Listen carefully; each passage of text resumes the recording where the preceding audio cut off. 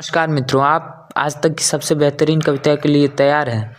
तो आज की कविता एक दलित के लड़के को जब एक ब्राह्मण के लड़के से दोस्ती हो जाती है तो उसका पिता उसे कैसे समझाता है कि ये इस समाज में मुमकिन नहीं है। आपको इस कविता से समझ आ जाएगा। तो उम्मीद है आप कविता को अंतिम तक सुनेंगे और ज़्यादा से ज़्यादा शेयर करने का प्रयास करेंगे। रिलेट करना, ठीक है। उनके सामने कैसे बराबर में बैठा है, जगह को अपने ठीक कर आया जवाब, जब दोस्त है मेरा फिर दिया तमाचा बाप ने खींच कर। कल को तुझे वो मार ही देंगे, क्या जवाब दूंगा तेरी माँ को। और खबरदार जो साहब के बेटे को अपना मित्र कहा तो ये जिस्म से उतार कर चमड़ी फिर मार देंगे चूल्हे में फूंक कर। परंतु बस अंतिम बार क्षमा कर दो साहब, इस पर तुम थूक कर। जब खून लाल है एक सा फिर मैं बनूं बेचारा क्यों, बस इस तमाचे का कारण बता दो पिता तुमने मारा क्यों। प्यार को कफन चढ़ाया ना तुम में भी है वो भाव भेद, इसलिए तमाचा दिया जोर का क्योंकि मैं थोड़ा सांवला और वो सफ़ेद। रंग तो है देन प्रभु की, उनकी मर्जी के खिलाफ जाने की कहाँ मेरी हिम्मत है। तू पैदा हुआ न शूद्र के घर में, बस यही तेरी फूटी किस्मत है। धरती वायु जल आसमान एक है, दोनों का जब भगवान एक सा, तो ये जात पात स्वर्ण शूद्र क्यों जब मिट्टी का इंसान एक सा। किसने हक दिया राजा को हमको पैरों की धूल बनाकर रखने को, विद्या इनको कौन दिया था ब्राह्मण क्षत्रिय वैश्य शूद्र पर रखने को। चातु वर्णम मया सृष्टम गुण कर्म विभाग स, जब ज्ञान गीता देता था तो क्यों ना कहे श्रेष्ठ कर्ण को अर्जुन से, क्योंकि वो एक शूद्र का बेटा था। दक्षिणा गुरु को लेनी पड़ती है शिष्य को बड़ा दिखाने को, अंगूठा एकलव्य का कटा था अर्जुन को श्रेष्ठ बताने को। अगर ये नियति सीख है तो गुरु द्रोण को गुरु कैसे कहें, जब बात शुद्ध और क्षत्रिय की थी तब क्यों माधव भी खामोश रहे। हमारे बनाए भगवान को देख इनका मन हर्षित है, लेकिन कारीगर तो शूद्र ही है तो उनके लिए मंदिर वर्जित है। हम सहे हर जुल्म इनका और इनको करने का अधिकार रहे, हम पले नाली के कीड़े के जैसे ऐसे ही हमें धिक्कार रहे। मिली समाज से अनगिनत गाली और अलग थाली भी स्वीकार रहे, एक इंसान को इतनी पीड़ा देकर भी दूसरे का समाज में उत्तम विचार रहे।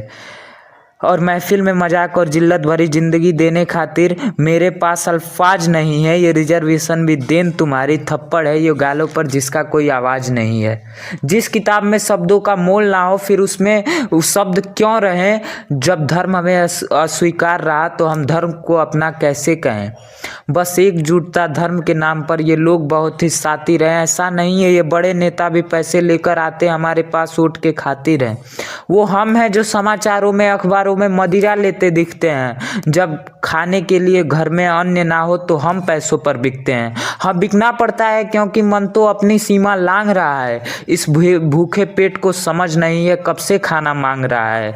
वो घर की जिम्मेदारी संभाल कर रोज काम पर जा रहा है, उस पर भार जीवन का और 3 भाई बहन का जिसकी उम्र अभी 12 है। मदिरा करती है दूर थकान, रकम से घर चलाना होता है, लेना पड़ता है बच्चों को कहने खातिर कि नमक रोटी प्याज के सिवा भी खाना होता है। ये प्रताड़ित करने से भी प्रसन्न नहीं है, हम मौन इस भांति हैं, शायद हमको छूने से कोई बड़ी बीमारी इनके अंदर आ जाती है। जब जब इनके पूर्वजों के कारनामे किस्से को उल्लेखा जाता है, हमको समाज में पड़ी एक गंदगी की नज़र से देखा जाता है।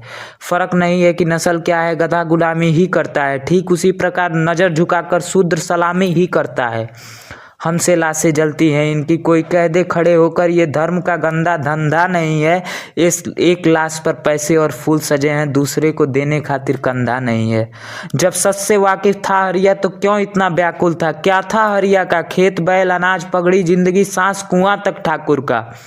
पीछे रहने का कारण यही है, भूमि ली थी इन्होंने हमारे हिस्से, शिक्षा दी थी और शस्त्र चुना था रक्षा खातिर अपने, और इनको मिली उपहार में शिक्षा भी थी।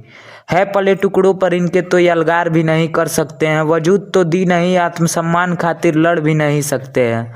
परंतु है सवाल एक अंतर मन में, क्यों भेजा ऐसे जीवन में जहाँ समझ बुढ़ापे की आ जाती है उम्र लड़कपन में। अब शब्द पर भी सीमा हो, मर्यादा में बांध दो, बस एक बार बराबर के नज़र से देख लो फिर चाहे फांसी पर टांग दो। काश ये स्वर्ण को समझें, काश ये स्वर्ण इज्जत और हमसे भी कभी मिलजुल कर रहें, काश ये कोरी के बेटे कभी अपनी मर्जी से हरजन कहें। जब सोचता हूँ जिंदगी इनकी हर बार आंख नम हो जाता है, आए जब अवतार प्रभु ले बस कह देना कि ना हमने तुमको बांटा है। इस समाज से हटा दो या फिर बराबर का अधिकार दो, या तो नज़र से गिरा दो या फिर हमें स्वीकार लो। धन्यवाद। मैं शायर अगली कविता के साथ फिर से आपसे